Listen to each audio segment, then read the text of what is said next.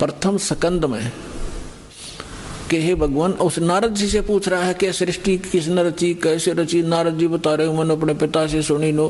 तो उनको ज्ञान होता है व्यास जी को, तो वो अपने ही तरफ से लिखता और अपना ही ज्ञान बताता। तो यहाँ कहने का भाव ये है कि ये चारों वेद जो हैं, ये इनके अंदर परमात्मा परम धाम का पाने का ज्ञान नहीं है, उस परमात्मा की महिमा अवश्य लिखी है। तो इसके लिए क्या बता रहे हैं, धर्मराज दरबार में देई कबीर तलाक, मेरे भूले चूके हंस को तू पकड़िए मत जाके। आदरणीय गरीबदास साहिब जी 10 वर्ष के बालक थे, अपने ही खेतों में अपने ही गऊओं को चरा रहे थे। उसके साथ और भी बहुत से उनके कुछ नौकर, क्योंकि गरीबदास जी के जो पिताजी थे बहुत बड़े किसान थे, लगभग 1300-1400 एकड़ जमीन थी।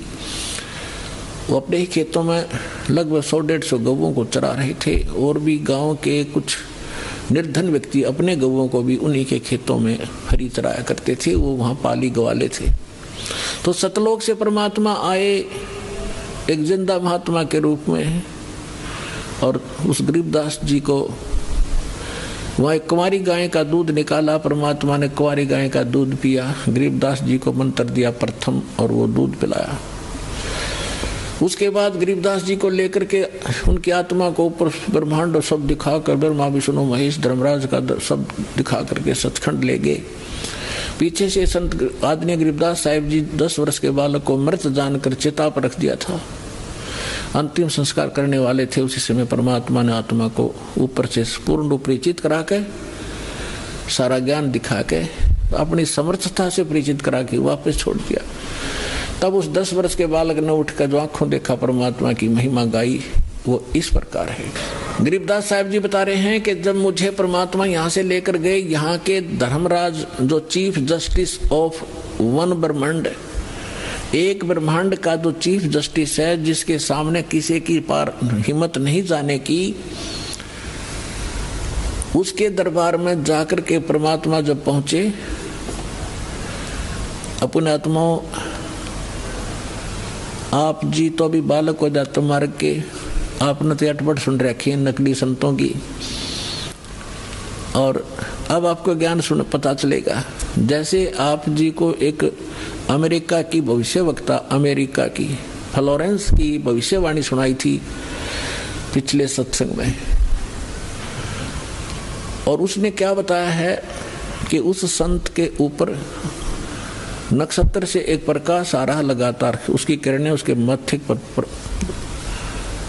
निरंतर बरस रही है। तो यह शक्ति सतलोक से सतपुरुष की, कबीर भगवान की दास के पास आ रही है, और उसी से दास आपको कनेक्शन दे रहा है, ये रियल पावर मिल रही है आपको। फिर वो क्या बताती है कि उसका चेहरा जो मैं देखती हूँ जैसे उसके चारों तरफ सूर्य उदय हो रहे हों। इस शरीर के अंदर एक और बॉडी है। जिन भी महापुरुषों को लेकर गए उनके यहाँ की बॉडी यहीं छोड़ गए, अंदर ऐसा ही शरीर है, वो ओरिजिनल यानी तो भक्ति से संग्रहित, भक्ति से चार्जड है वो। तो जैसे एक सर्प कांचली छोड़ देता है, अपने ऊपर की कैंचली त्याग जाता है, वह सर्प जैसी होती है, लेकिन वो सर्प न्यारा है। ऐसे ही शरीर के अंदर ओरिजिनल जो बॉडी है वो अलग है, और उसका प्रकाश फिर उस सूक्ष्म शरीर से बाहर झलकता है। इसके बारे में गरीबदास जी कहते हैं, देही को सतगुरु कहे ये सब धुंधर ज्ञाने, 4 दाग आता नहीं वाको सतगुरु जाने। इस शरीर की इस बॉडी को सतगुरु जो मान रहे हैं वो तो अभी बालक है, इसके अंदर जो और शरीर युक्त वो सतगुरु है, वो मरता नहीं कभी। 4 प्रकार के दाग हैं। अंतिम संस्कार 4 प्रकार से किया जा रहा अपने यहाँ पर।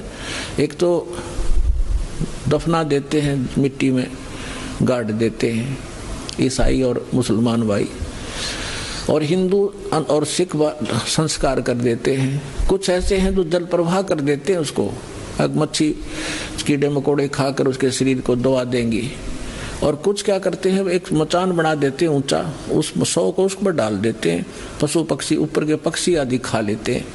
तो 4 प्रकार से अंतिम संस्कार यानी दाग दिया जाता है। तो परमात्मा कहते हैं, गरीबदास साहब जी कहते हैं, इस देही को सतगुरु कहें, ये सब धुंधर ज्ञान और 4 दाग आता नहीं, वाको सतगुरु जान। तो यहाँ क्या बता रहे हैं कि परमात्मा जब ऊपर लेकर गए गरीबदास जी को, तो परमेश्वर के शरीर से वहां जब उसने देखा ऐसी चमक थी, और धर्मराज अपने सिंहासन पर विराजमान था, न्यायाधीश।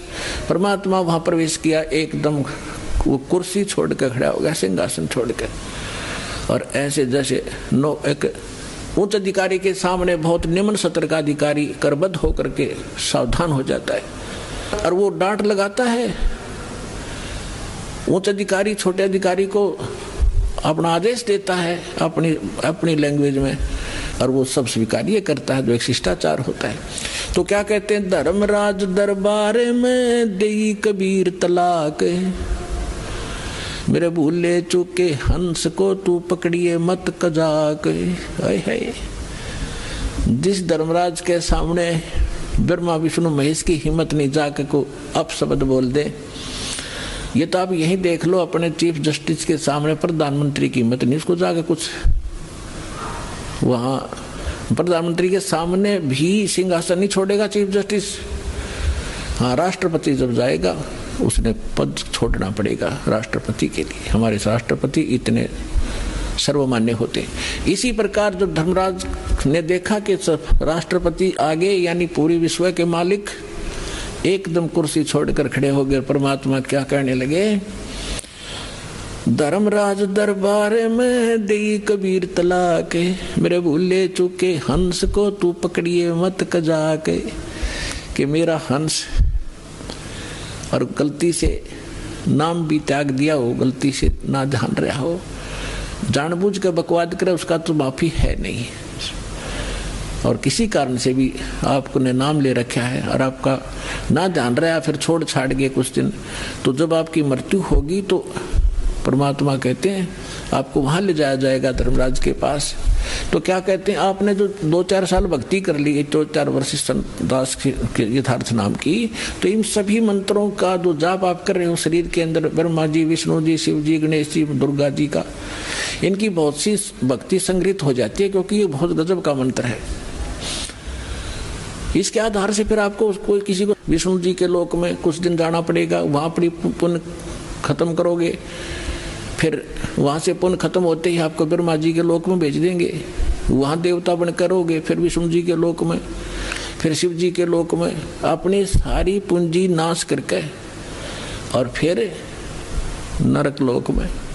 अब परमात्मा कहते हैं, तो वहां जब धर्मदास जी को परमात्मा धर्मराज के दरबार में धमका रहे थे कि मेरे भूले चूके हंस को भी तो पकड़िए मत कजाक, खबरदार मेरे हंस को तूने, जिसने न्यू कह दिया कि मैं कबीर साहब का उपदेश ले रखा था, तो आपको पता ही होगा वो कौन सा नाम जाप कर रहा है, उसकी भक्ति से पता लग जाएगा, तो उसको पकड़ना नहीं। फिर क्या कहता धर्मराज, क्या कहते हैं, बोले पुरुष कबीर से धर्मराय कर जोड़े, तुमरे हंस को पकड़ू नहीं मन 2 ही लाख करोड़े। ने बोला जी आपके हंस न मैं नहीं पकड़ सकता, मैंने दोहाई है, लाख करोड़ दोहाई। फिर क्या बताता, अपनी व्यवस्था, अपनी मजबूरी बता रहा है कि यहाँ का विधान है, जैसा कर्म जिसने किया है वो भोगना पड़ेगा। अब मेरे वो कागजों में होगा, तो यहाँ तो परमात्मा इस लिखत का हिसाब चलता है, जैसने जैसा कर्म किया वो भोगना पड़ेगा। आपकी शरण माने से पहले उस प्राणी ने जो आपसे बिछुड़ गया, उसके पाप भी होंगे पुण्य भी होंगे, तो मुझे तो दोनों का ही दंड देना पड़ेगा। तो परमात्मा क्या कहते हैं, धर्मधारी जारी नरा और भांग तम्बाकू खाई, यानी पहले कितनी गलती कर रखी है इसने। मद आहारी शराब पीने वाले, यानी और भी बहुत सी गलतियां जो कर दी हों, तम्बाकू भांग खाते हों, और पर्दा राग पर घर तकें, दूसरे की पत्नी में पूरी नीयत रखते हैं, दूसरे के घर को तकते हैं, यानी चोरी दाव लगाते हैं, उनको पकड़ूं के नहीं, आपकी शरण माने से पहले जिन्होंने जो गलतियां ये कर रखी हैं दाता, उनको पकड़ूं के नहीं। मदहारी जारी नरा जो भांग तमाखू खाही, पर दारा पर घर तक जिनको लो अकनाही। धर्मराय विनती कर सुनियो पुरुष कबीर, हे भगवान कबीर सुनियो, जिनको तो पकड़ने पड़ेंगे और जड़नी पड़े जंजीर। अब परमात्मा क्या कहते हैं, कर्मों से तीरथ हैं अब हैं जो शरण कबीर, जिनको निश्चय मारे हूं और काटो बल तकसीर। यानी परमात्मा क्या कहते हैं, पहले किए सो बकस हूं आगे करे ना कोई। गरीबदास कबीर कहे धर्मराय सो नाम रटे मम सोई। ये करम वरम ब्रह्मांड के मैं पल में करहूं नेश, जिन हमरी दो ही दी सो करो हमारे पेश। अपने आत्माओं अध्यात्म ज्ञान का तभी छींट भी नहीं थी अपने पास। इस जैसे आप देखते हो प्रत्येक देश में, प्रत्येक देश का एक राजदूत भवन होता है, ऐसे ही परमात्मा ने प्रत्येक ब्रह्मांड में अपना एक राजदूत भवन बना रखा है। और जो यहाँ ऐसा कहता है कि मैं तो ऐसे ऐसे भगवान कबीर साहब का भक्त हूँ और आप मेरा निर्णय, मेरा कोई अकाउंट नहीं कर सकते, तो परमात्मा कहते हैं कर्म भ्रम ब्रह्मंड के मैं पल में कर हूँ नेस, 1 मिनट में नष्ट कर दूंगा तेरे, तूने ये बकवास जो इस जीव से करवा रखी है, तूने करवाए सारे उल्टे कर्म इससे, अज्ञान भर के इसके अंदर। और जिसने मेरा नाम लिया, मेरी दुहाई दी के इस हृदय से जो पुकारेगा वहां के, मैं तो भगवान कबीर साहब का शिष्य था, उनका बच्चा हूँ, आप मुझे कैसे ले आए यहाँ पर। तो उनको मेरे पास मेरे राजदूत भवन में करो हमारे पेश, तो उसका अकाउंट भी नहीं लेना, खबरदार। परमात्मा ने यहां तक बोल दिया, करम भरम ब्रह्मांड के मैं पल में करहूं नेश, यानी क्रॉस कर दूंगा, उन पर कांटा लगा दूंगा। जिन हमरी दो ही दई सो करो हमारे पेश। कहां तक इन परमात्मा गारंटी ले रहे हैं, शिव मंडल ब्रह्मापुरी तो विष्णु लोक में हो, हमरे गुण भूले नहीं तो आण छुटाऊं तो होय होय।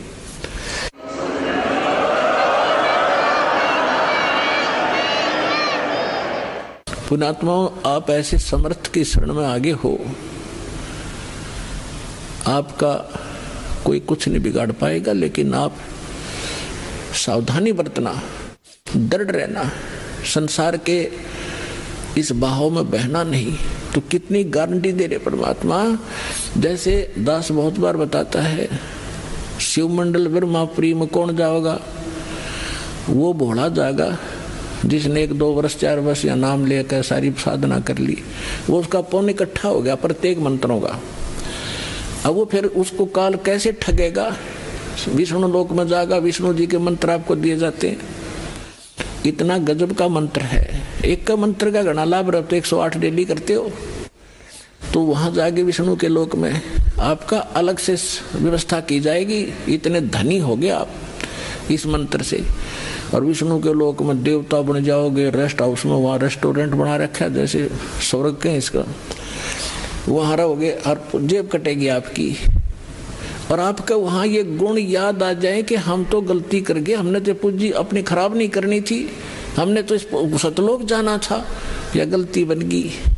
कहते वहां भी अगर हृदय से पुकारेगा दो व्यक्ति, जो गुरुद्रोही ना हुआ हो, गुरुद्रोही वो होता है नाम भी छोड़ जा और गुरु जी की निंदा करता अंडे जगह जगह घूमे, वो उसका तो नाश परमानेंट हो गया, वो तो खत्म सदा के लिए, कभी मनुष्य जीवन भी नहीं पाएगा आगे से, बहुत युगों तक।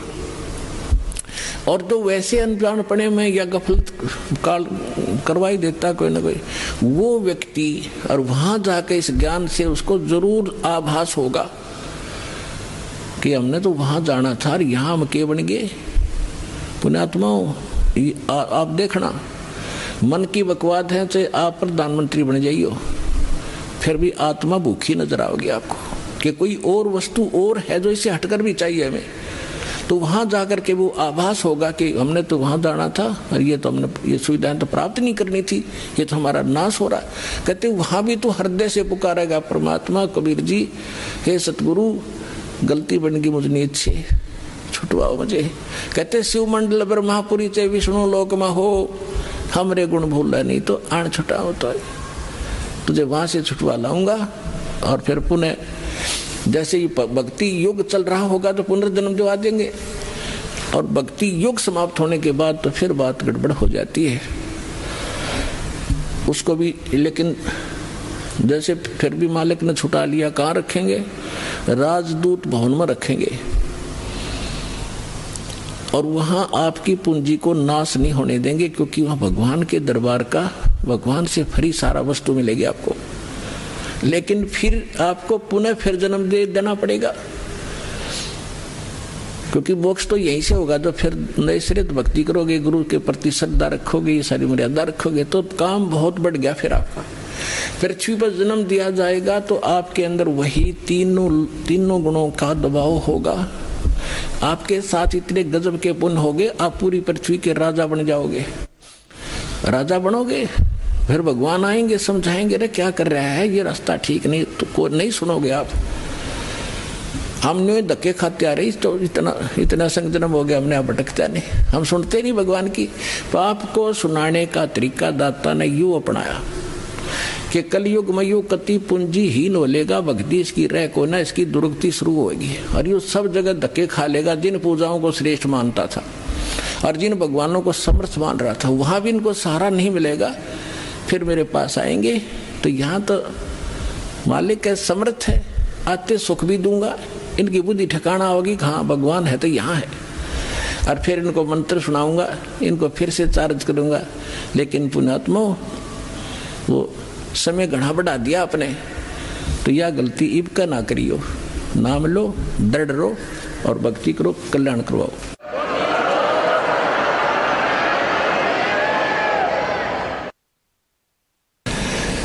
परम पिता परमात्मा पूर्ण ब्रह्म सर्व सृष्टि रचनहार कबीर देव कबीर परमेश्वर जी की असीम रजा से आप चंद पुण्यात्माएं परमात्मा की महिमा सुनने के लिए उपस्थित हुए। जिन पुण्यात्माओं पर परमात्मा की विशेष रजा होती है,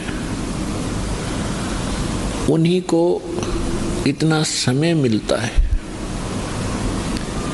अन्यथा ये काल भगवान इस प्राणी को अपने जाल में ऐसे तरीके से फंसा चुका है कि इस जीव को मृत्यु तक ये आभास नहीं होता कि मैं कर क्या रहा हूँ, मुझे करना क्या चाहिए था।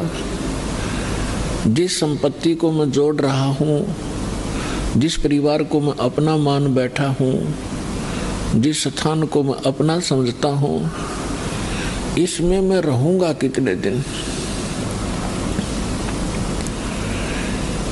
फिर हमारा एक ऐसा समाज बना दिया, हम उस परंपरा को देखकर संतुष्ट हो जाते हैं कि ये सबके साथ ऐसा ही हो रहा है, मृत्यु हो जाती है, कभी भी मर जाते हैं, कोई बात नहीं, चलेगा, क्योंकि हमारे पास कोई विकल्प नहीं था।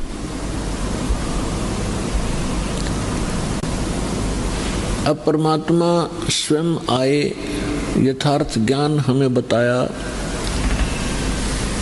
तो हमारी कुछ आंखें खुली, क्योंकि ज्ञान से ही एक सतर्कता आती है, ज्ञान से ही रुचि बनती है, ज्ञान से ही दिशा बदलती है। और ज्ञान अधिकारी के मुख से उच्चरित होगा तो वो असर भी करता है। यहाँ पर लाखों की संख्या में ऐसे श्रद्धालु हैं जो शराब पीते थे, तंबाकू सेवन करते थे, बीड़ी सिगरेट हुक्का के माध्यम से, और वो नहीं छोड़ पाते थे। ये शिक्षा माता पिता और भी सभ्य समाज के लोग कहा करते हैं कि भी शराब नहीं पीनी चाहिए, तम्बाकू नहीं पीना चाहिए, अच्छी बात नहीं, लेकिन वो खुद भी पी रहे होते हैं। तो कहने का तात्पर्य है कि ये काल भगवान, ये ब्रह्म ज्योत स्वरूपी निरंजन, जिसको ऋषि महर्षि ब्रह्म कहा करते थे, और वो ब्रह्म साधना करके अपने आप को सबसे सुपीरियर माना करते थे, इसने इस जीव को ऐसे ढंग से फंसा लिया और ये विकार ज्यादा करवाता है। इसने अपना एक मन एलिमेंट छोड़ दिया आत्मा के साथ में। आत्मा को आवश्यकता है परमात्मा की महिमा की, परमात्मा के गुणगान हो, इसको उसकी आवश्यकता है। और ये मन इसके ऊपर प्रधान बना दिया, इसको डरा धमका के रखता है, भयभीत रखता है और विकारों की तरफ घसीट ले जाता है। विचार करने की बात है, तम्बाकू कोई पीने की चीज है? तम्बाकू इस शरीर को कार्बन डाइऑक्साइड की बजाय ऑक्सीजन की आवश्यकता है, और ये इसमें कार्बन डाइऑक्साइड इसमें प्रवेश करवाता है हुक्का, बीड़ी, सिगरेट के माध्यम से, और जिसके कारण आत्मा मलिन होती है, मन में विकार पैदा होते हैं, स्वभाव ठीक नहीं रहता। और स्वभाव ठीक नहीं रहेगा तो हम एक दूसरे के साथ छोटी सी बात पर भिड़ पड़ेंगे, लड़ पड़ेंगे, लट्ठम लट्ठा, तमोगुण बन जाते हैं। फिर शराब कोई पीने की चीज है जिसको पी के बेसुध हो जावा इंसान, और मांस कोई खाने की वस्तु है। अब हम कितनी स्पीड से इन बुराइयों को ग्रहण कर रहे हैं। तो काल ये चाहता है कि ये आत्मा परमात्मा की है और ये हमारे साथ प्रतिशोध ले रहा है। इस नालायक ने गलती खुद करी और फिर गलती हमने करी कि हम इसके साथ आ गए, इसके ऊपर आसक्त होकर के। इसने वहां ऐसी गलती करी जो ऐसे सच्चे लोक में अलाउड नहीं। एक युवा लड़की के ऊपर बदनीयत की और जिसका दंड इसको मिला कि वहां से निष्कासित किया गया। हम इसके साथ पहले ही चिपक चुके थे तो हम भी यहां फंस गए। तो इसने गलती स्वयं की और अक्षुब्ध भगवान से हो गया। हम उसके बच्चे परमात्मा के इसके साथ आ गए। इसने हमारी वो दुर्गति कर रखी है जिसमें आपकी या भांग उतर जाएगी या काल की भांग, जिसको तुम एक श्रेष्ठ काम समझ रहे हो, कोठी बनाना, बंगले बनाना, ब्याह शादी में बकवाद करना, गोटी लगाना। और ये ज्ञान जब आपके हृदय में समाएगा तो पता चलेगा आपको आप कैसा जीवन जी रहे हो। तो ये चाहता है कि जितने आप दुखी होगे परमात्मा उतना ही दुखी होता है। जिस माता पिता के बालक दुखी हो वो चैन से सो नहीं सकता, आहार भी नहीं कर सकता। और उस परमात्मा के आप बच्चे हो, इसने क्या हालत कर रखी आपकी। किसी का कैंसर होगी, किसी का टांग टूट गई, किसी का आंख फूट गई, किसी को कोड लगा है, कोई वैसे मानसिक परेशानियां। फिर बाकी बच्चे हो बकवादों पर लगा दिए, गुट्टी डालो, फिल्म देख लो, मांस खा लो, मेरे कर्म बिगड़वाता आपके। और फिर इसने कहा है कि जैसे कोई कर्म करेगा मैं तो भगवान वैसा ही फल देता हूं। और इस मन एलिमेंट को छोड़ रखा है, सारी बकवाद करवाता है।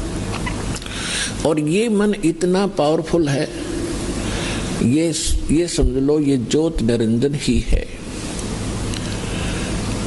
और ये ब्रह्मा विष्णु महेश के भी वश नहीं। तो जीव की औकात आपकी।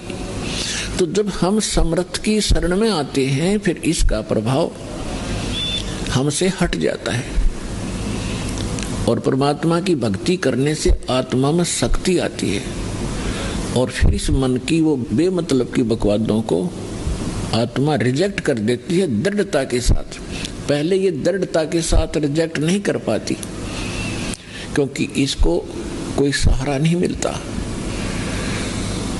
तो अपरमात्मा की भक्ति से आत्मा दृढ़ होती चली जाएगी, विकार छूटते चले जाएंगे और आपके अंदर एक विशेष विनम्रता और सद्भावना उत्पन्न होती चली जाएगी, जो भक्त के लक्षण होते हैं।